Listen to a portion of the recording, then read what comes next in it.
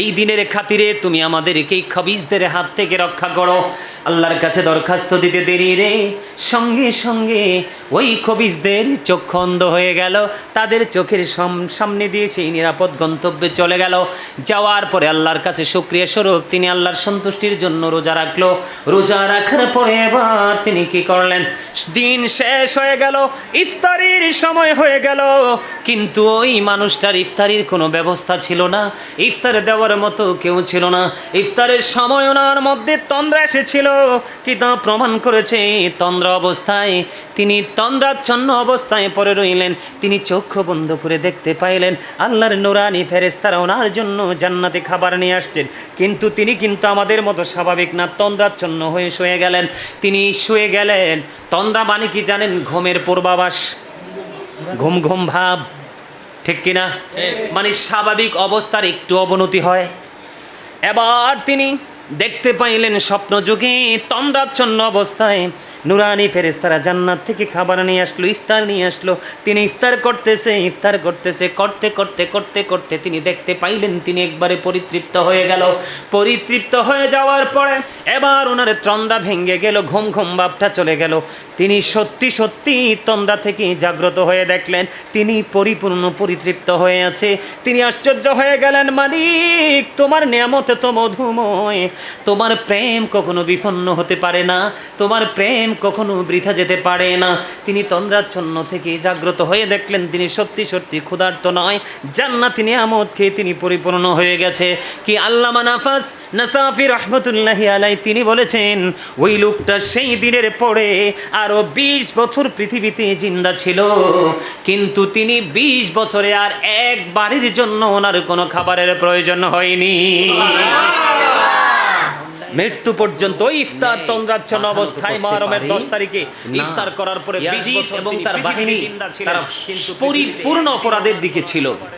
আর ইমাম হুসাইন রাদিয়াল্লাহু তাআলা আনহু তার সঙ্গীরা পুরোই কিন্তু আমার রাসূলের আদর্শ লালন করে সেটাকে বাস্তবায়ন করার লক্ষ্যে তারা রাস্তা অতিক্রম করেছিল। সত্য এবং মিথ্যার লড়াইয়ে আসলে বিজয়ী হয়েছে কে? ইমাম হুসাইন রাদিয়াল্লাহু তাআলা আনহু, ঠিক না? ইয়াজিদ মনে করছে অনেক বড় যুদ্ধ সমাপ্ত ঘোষণা করেছে, আসলে কিন্তু অনেক বড় যুদ্ধের সমাধান হয়নি। কতলে হুসাইন আসল মে মর গই ইয়াজিদ হে, ইসলাম জিন্দা হোতা হে হার কারবালা কি বাত। আর জোরে সুবহানাল্লাহ। আর ইয়াজিদের মরণ তো পদে পদে হয়েছে, যুগে যুগে হয়েছে, আরো হচ্ছে, এবং কি কাল হাসরের ময়দানে আমরা তার কঠিন যে সাজা, তার নির্মমতা আমরা দেখতে পাবো, ঠিক কিনা বলেন? আর ইমাম হুসাইনকে লালন করছে অসংখ্য অগণিত নবীর প্রেমিকেরা, ঠিক না ঠিক? আসলে কি সেই 61 হিজরির যে শাহাদাত, সেই শাহাদাতে কি ইমাম হুসাইন রাদিয়াল্লাহু তাআলা আনহু কি বিজয়ী হয় নাই? অবশ্যই তিনি বিজয়ী হয়েছেন। আমরা সেই ধারাবাহিকতাকে ধরে রেখে আমরা কিন্তু আজকে উপস্থিত হয়েছি এবং কারবালার স্মরণে আমরা অনেক প্রোগ্রাম করব। আমাদের এই গোটা বাংলাদেশের মধ্যে অনেক নবী এবং নবীর আহলে বাইতের প্রেমিক রয়েছে, তারা নিজেদের জীবনকে বাজি রেখে হলেও কিন্তু তারা কি করে ইমাম হুসাইনের স্মরণে যার যার জায়গা থেকে, কারণ আমার কাছে এই আসর উপলক্ষে প্রোগ্রাম করার জন্য অনেক অফার এসেছে, যেগুলো আমার কাছে ভালো লাগছে আমি সেগুলো নিছি, যেগুলো ভালো লাগেনি আমি নেইনি, তার কারণ আমি শারীরিকভাবে একটু অসুস্থ। আমার মসজিদ করতে গিয়ে আমার অনেক সময় ওখানে সময় দিতে হয়েছে, সব কিছু মিলিয়ে একটু শারীরিকভাবে অসুস্থ হয়ে পড়ছি, এই জন্য আমি আমার রেঞ্জের বাইরে আমি প্রোগ্রামটা আপাতত রাখছি না। তো এখানে একটা বিষয় কল করার মানে হলো সাধারণ জনগণের যে ইমাম হুসাইনি চেতনাকে সে আবারও নতুন করে উজ্জীবিত করতে চায়, ঠিক না? ঠিক। আরো জোরে ওমা, এত তাড়াতাড়ি দুর্বল হইলে কি চলবে? আরো জোরে, এত তাড়াতাড়ি দুর্বল হলে চলবে? আমাদেরকে জানতে হবে, বুঝতে হবে, শিখতে হবে এবং সেটাকে বাস্তবায়ন করতে হবে। তাহলেই কিন্তু আমরা ওপারে গিয়ে রাসূলকে পাবো, রাসূলের আহলে বাইতকে পাবো, ঠিক না? ঠিক। আরো জোরে, ইমাম হুসাইনকে কষ্ট দিলে আমার নবী কষ্ট পায়, আমার নবীকে কষ্ট দিলে আল্লাহ কষ্ট পায়, আর আল্লাহ কষ্ট পাইলে তার ঠিকানা কোথায়? জাহান্নাম। ইমাম হুসাইনকে ভালোবাসলে, নবীর পরিবার আহলে বাইতকে ভালোবাসলে নবীকে ভালোবাসা হয়ে যায়, আর নবীকে ভালোবাসতে পারলে আল্লাহর ভালোবাসা পাওয়া যায়। আর যারা আল্লাহর ভালোবাসা পায় তাদের ঠিকানা শেষ গন্তব্য কোথায়? জান্নাত। আমরা জান্নাত চাই কি চাই না? আমরা সবাই। আমাদের নবী সবচেয়ে শ্রেষ্ঠ কিনা? জি আরো জোরে। জি আমাদের নবী শ্রেষ্ঠ না, ইমামুল মুরসালিন না, যিনি নবীদেরও আরো জোরে, তিনি নবীদেরও।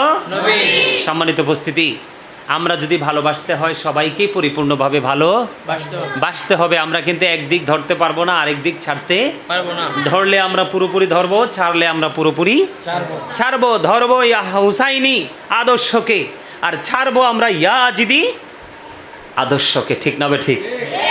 ইয়াজিদকে কি লালন করতে পারবো? জি না করলে কি আমাদের ইমান থাকবে? জি না ইয়াজিদ ইজ ক্যারেক্টারলেস,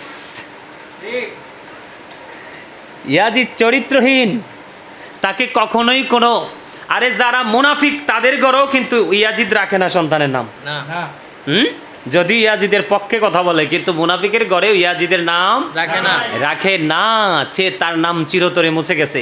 কিন্তু আমরা কারবালা নিয়ে যখন আলোচনা করি তখন কিন্তু আমাদের অটোমেটিক্যালি এই পাপিষ্ঠর নামটা আমাদের মুখে অটো এসে যায়, কারণ তাকে না বললে তো নেগেটিভ সাইড তুলে না ধরলে তো পজিটিভটা বোঝা যাবে না। এই জন্য কিন্তু আমরা তাকে, না হয় পৃথিবীর কোনো মুমিন কোনোদিন এই ইয়াজিদের নামটা কোনোদিন মুখে নিত না। ঠিক না বে ঠিক? তো এই জন্য আমি সবাইকে বলতে চাই, আমরা এই আশুরার মাসটাকে একটু সম্মান করবো। আজকে আমি যেহেতু সামনে 10 তারিখ, আমি আজকে একটু আমল নিয়ে কথা বলবো। সে আমলের মধ্যে অন্যতম হলো, আপনাদের মধ্যে যদি কেউ অসুস্থ থাকে আপনারা তাকে এই আশুর উপলক্ষে তাকে একটু কি করবেন, সেবা করবেন বেশি করে। কারণ রাসূল বলেছে এই মহরমের 10 তারিখে কেউ যদি কোনো অসুস্থ রোগীকে সেবা করে, সেই জন্য গোটা মুসলিম উম্মাকে সেবা করলো, সেই সওয়াব তার আমল নামায় দেওয়া হবে। সুবহানাল্লাহ। আপনি সেবা করেছেন কার? ব্যক্তির, একটা অসুস্থ ব্যক্তির, কিন্তু গোটা পৃথিবীর মুসলমান, অসুস্থ মুসলমানকে সেবা করার সমান সওয়াব পাওয়া যাবে, আপনি পেয়ে যাবেন। সুবহানাল্লাহ। সুবহানাল্লাহ। আরো জোরে সুবহানাল্লাহ। দেখেন এই মুহররমের 10 তারিখে কেউ যদি রোজা রাখে, কি রাখে? মুহররমের 10 তারিখে কেউ যদি রোজা রাখে, রোজা রাখার পরে একজন মুমিন আরেকজন মুমিনকে যদি ইফতার করায়, কি করায়? ইফতার করায়, তাহলে আমার রাসূল বলেছেন সে যেন গোটা পৃথিবীর মুসলমানকে ইফতার করালো, সেই সমপরিমাণ সওয়াব তার আমল নামায় দেওয়া হবে। সুবহানাল্লাহ। আমাদের এলাকায় আশেপাশে অনেক এতিম দুস্থ মানুষ আছে না? জি। আমার রাসূল জানিয়ে দিয়েছেন, কেউ যদি আশুর উপলক্ষে কোনো এতিমের মাথায় হাত বুলিয়ে দেয় মুহররমের 10 তারিখে, তাহলে ওই এতিমের মাথায় যতগুলো চুল রয়েছে ততগুলো চুলের সমপরিমাণ নেক তার আমল নামায় দেওয়া হবে। সুবহানাল্লাহ। আরো জোরে সুবহানাল্লাহ। আরো জোরে সুবহানাল্লাহ। মহব্বতে সুবহানাল্লাহ।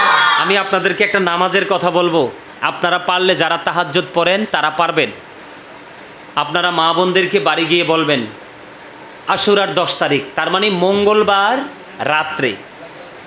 কোন সময়? মঙ্গলবার রাত্রে মাগরিবের পর থেকে। মঙ্গলবার রাত্র শুরু হয়, 10 তারিখ কিন্তু শুরু হয়ে যাবে মঙ্গলবার মাগরিব থেকে। তার মানে এই মঙ্গলবার রাত্রে এটা অনেক অনেক অনেক বড় একটা ফজিলতপূর্ণ একটা নামাজ, মাত্র 4 রাকাত। কয় রাকাত? 4 রাকাত। মাত্র 4 রাকাত। এই 4 রাকাত নামাজ পড়বেন, একবার প্রত্যেক রাকাতে একবার আয়াতুল কুরসি সূরা ফাতিহার সাথে, একবার আয়াতুল কুরসি, 3 বার সূরা ইখলাস। এই নিয়মে প্রত্যেকটা রাকাত নামাজ পড়বেন। 4 রাকাত নামাজ শেষে একবার সূরা ফালাক তেলাওয়াত করবেন, জান্নাতের সকল নেয়ামতগুলো পেয়ে যাবেন। সুবহানাল্লাহ। আরো জোরে সুবহানাল্লাহ। আরো জোরে পড়তে পারবেন তো ইনশাআল্লাহ? হ্যাঁ। আর 10 তারিখ দিন, তার মানে দুপুরবেলা মুহররমের 10 তারিখে আরেকটা নামাজ 2 রাকাত করে। কয় রাকাত করে? 2 রাকাত। প্রত্যেক রাকাতে একবার সূরা আল জিলজাল, একবার সূরা কাফিরুন, একবার সূরা ইখলাস। এই 2 রাকাত করে 4 রাকাত, 12 রাকাত, যে যত বেশি পড়বেন। জোরে জোরে করুন সুবহানাল্লাহ। সুবহানাল্লাহ। আরো জোরে। আপনি চাইলে কিন্তু মুহররমের 10 তারিখ মঙ্গলবারে কিন্তু সন্ধ্যাতেও এটা করতে পারেন। আর যদি দিনে করেন তাহলে আপনারা কি করবেন, ওই যে 10 তারিখ তার মানে বুধবারে মাগরিবের আগে এটা করে ফেলবেন। ফজিলতের দিক দিয়ে বলছি, ইবাদ আমলের যে একটা বরকত, সে বরকতের দিক দিয়ে বলছি। পারবেন করতে ইনশাআল্লাহ? এই একটা নামাজ অত্যন্ত গুরুত্বপূর্ণ, অত্যন্ত গুরুত্বপূর্ণ। আরেকটা বিষয় হলো, আপনার এক জনৈক ব্যক্তি হযরত আল্লামা নাসাফি রহমতুল্লাহি আলাই তিনি বর্ণনা করেছেন, এক জনৈক ব্যক্তি বেঈমানদের কাছে কি ছিল, ইহুদিদের কাছে বন্দী ছিল। তো মুহররমের 10 তারিখে আমি ফজিলত বোঝানোর জন্য বলছি, মুহররমের 10 তারিখে তিনি কি করলেন, ওই বেঈমানদের হাত ফসকে বের হয়ে গেলেন। বের হয়ে যাওয়ার পরে তো তারা টের পেয়ে গেলেন তাকে আবার ধরার জন্য, তাকে বন্দি করার জন্য তারা যখন পায়তারা শুরু করলো, সে আল্লাহ রাব্বুল আলামিনের কাছে দরখাস্ত করলেন, আল্লাহ গো, এই মহরম আশুরার বরকতের উপলক্ষে, আশুরার ইজ্জতে তুমি আমাকে এই বেঈমানদের হাত থেকে রক্ষা করো। তখন আল্লাহর কি কুদরত দেখেন, ওই লোকটা আল্লাহর প্রিয় ছিলেন। ওই জনৈক ব্যক্তি আল্লাহর কাছে দরখাস্ত করতে দেরি সঙ্গে সঙ্গেই সকল বেঈমানদের চোখগুলো কানা হয়ে যায়। সুবহানাল্লাহ বলেন না, আরে জোরে। জনৈক ব্যক্তি আল্লাহর কাছে দরখাস্ত করতে দেরি, ওই বেঈমানদের, তার দুশমনদের চক্ষু অন্ধ হতে দেরি হলো না। বেঈমানদের চক্ষু যখন অন্ধ হয়ে গেল, তাদের চোখের সামনে দিয়ে সেই নিরাপদ গন্তব্যে চলে গেল। চলে যাওয়ার পরে সে মনে মনে চিন্তা করলো, আল্লাহ গো, আমাকে তুমি এমন বড় বিপদ থেকে উদ্ধার করেছো, রক্ষা করেছো, আমি আজকের এই দিনে রোজা রাখবো। কি করব? আমি আপনাদেরকে আবারও বলে দেই, আমাদের রমজান মাসে রোজা রাখা হলো আমাদের জন্য ফরজ। রমজান মাসে রোজার পরে সবচেয়ে বড় বরকতের রোজা হলো এই আশুরার রোজা। সুবহানাল্লাহ। সবচেয়ে বড় বরকত, সবচেয়ে বড় নেয়ামতে পরিপূর্ণ রোজা হলো এই মুহররমের 10 তারিখের রোজা। এটা ইহুদিরা রেখেছে। আমার নবী বলেছেন, আমরা ইহুদিদের মতো করব না। কার মতো না? ইহুদিদের মতো। আমরা ইহুদিদের মতো করব না। আমরা আগামী বছর থেকে 2টা করে রোজা রাখবো। একটা হলো 9 তারিখ আর একটা হলো 10 তারিখ। আসছে সামনে মঙ্গলবার এবং বুধবার। সোমবারে রাত্রে সেহরি খাবেন, তাহলে মঙ্গল এবং বুধ দুটো রোজা হয়ে যাবে। ওই জন এক ব্যক্তি বন্দী রইল, ইহুদিদের কাছে দরখাস্ত করে দিলেন, মালিক, এই আশুরার দিনের ফজিলত অবর্ণনীয়, এই মুহররমের 10 তারিখের বরকত অবর্ণনীয়। এই দিনের খাতিরে তুমি আমাদেরকে এই খবিসদের হাত থেকে রক্ষা করো। আল্লাহর কাছে দরখাস্ত দিতে দেরি রে, সঙ্গে সঙ্গে ওই খবিসদের চক্ষু অন্ধ হয়ে গেল। তাদের চোখের সামনে দিয়ে সেই নিরাপদ গন্তব্যে চলে গেল। যাওয়ার পরে আল্লাহর কাছে শুকরিয়া স্বরূপ তিনি আল্লাহর সন্তুষ্টির জন্য রোজা রাখলো। রোজা রাখার পরে এবার তিনি কি করলেন? দিন শেষ হয়ে গেল, ইফতারির সময় হয়ে গেল, কিন্তু ওই মানুষটার ইফতারির কোনো ব্যবস্থা ছিল না। ইফতার দেওয়ার মতো কেউ ছিল না। ইফতারের সময় ওনার মধ্যে তন্দ্রা এসেছিল। কিতাব প্রমাণ করেছে তন্দ্রা অবস্থায় তিনি তন্দ্রাচ্ছন্ন অবস্থায় পড়ে রইলেন। তিনি চক্ষু বন্ধ করে দেখতে পাইলেন আল্লাহর নূরানি ফেরেশতারা ওনার জন্য জান্নাতে খাবার নিয়ে আসছেন, কিন্তু তিনি কিন্তু আমাদের মতো স্বাভাবিক না, তন্দ্রাচ্ছন্ন হয়ে শুয়ে গেলেন। তিনি শুয়ে গেলেন। তন্দ্রা মানে কি জানেন? ঘুমের পূর্বাভাস, ঘুম ঘুম ভাব, ঠিক কিনা? মানে স্বাভাবিক অবস্থার একটু অবনতি হয়। এবার তিনি দেখতে পাইলেন স্বপ্ন যুগে তন্দ্রাচ্ছন্ন অবস্থায় নুরানি ফেরেশতারা জান্নাত থেকে খাবার নিয়ে আসলো, ইফতার নিয়ে আসলো। তিনি ইফতার করতেছে করতে করতে করতে করতে তিনি দেখতে পাইলেন তিনি একবারে পরিতৃপ্ত হয়ে গেল। পরিতৃপ্ত হয়ে যাওয়ার পরে এবার ওনার তন্দ্রা ভেঙে গেল, ঘুম ঘুম ভাবটা চলে গেল। তিনি সত্যি সত্যি তন্দ্রা থেকে জাগ্রত হয়ে দেখলেন তিনি পরিপূর্ণ পরিতৃপ্ত হয়ে আছে। তিনি আশ্চর্য হয়ে গেলেন, মালিক, তোমার নিয়ামতে তো মধুময়, তোমার প্রেম কখনো বিপন্ন হতে পারে না, তোমার প্রেম কখনো বৃথা যেতে পারে না।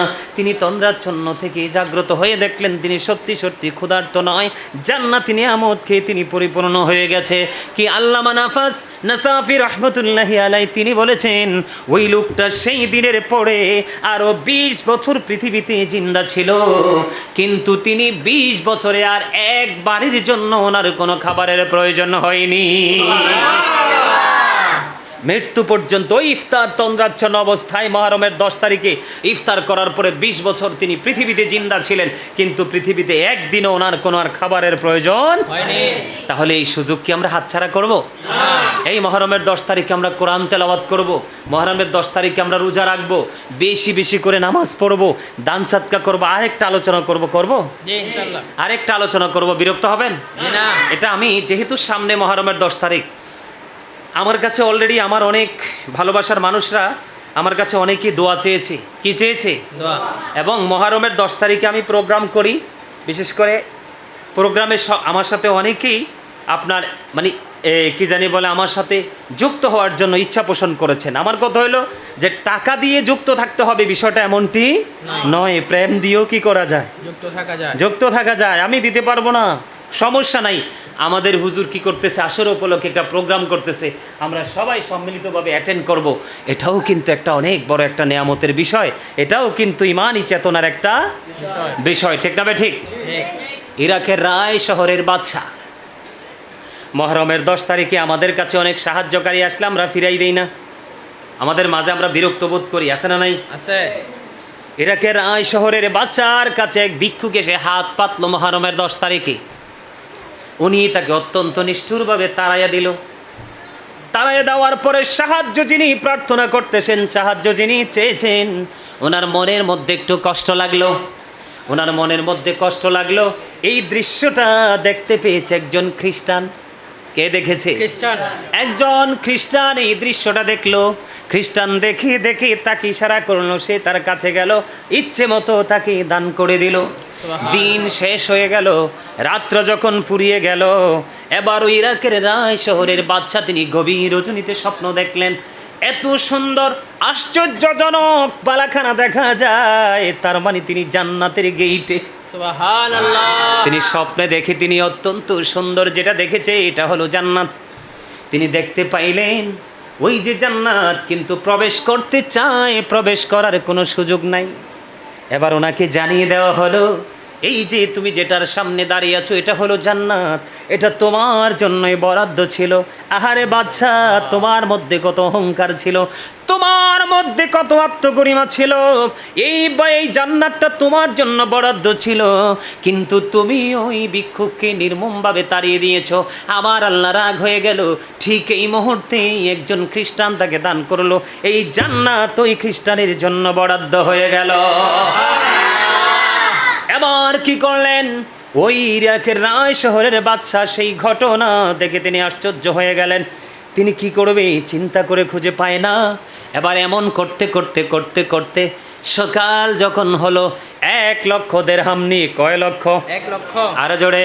1 লক্ষ। এখন আমাদের মধ্যে এমন মুসলমান আছে না নাই, আগে বিশ্বাস করে না, কিন্তু পরে যখন রেজাল্ট দেখে তাকে কিন্তু হাতছাড়াও করতে চায় না।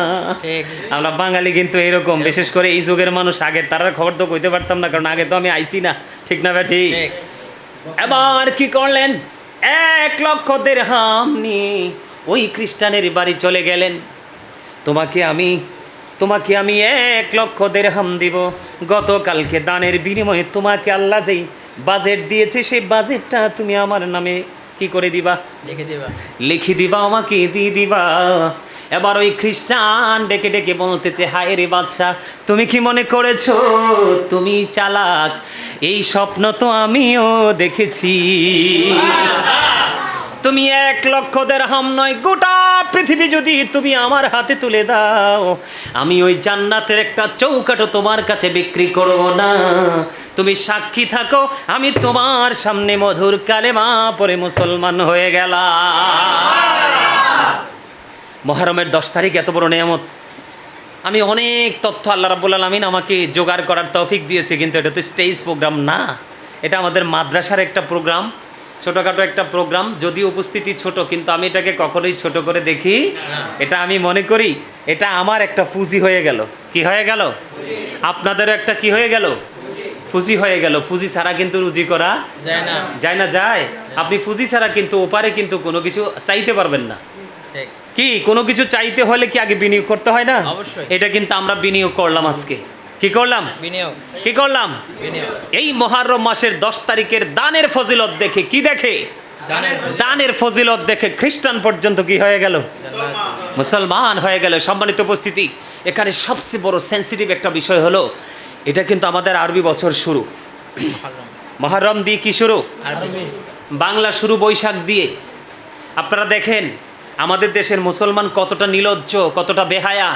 বৈশাখ যখন আসে পান্তা ইলিশ নিয়ে বটতলিতে খাওয়ার জন্য পাগল হয়ে যায়।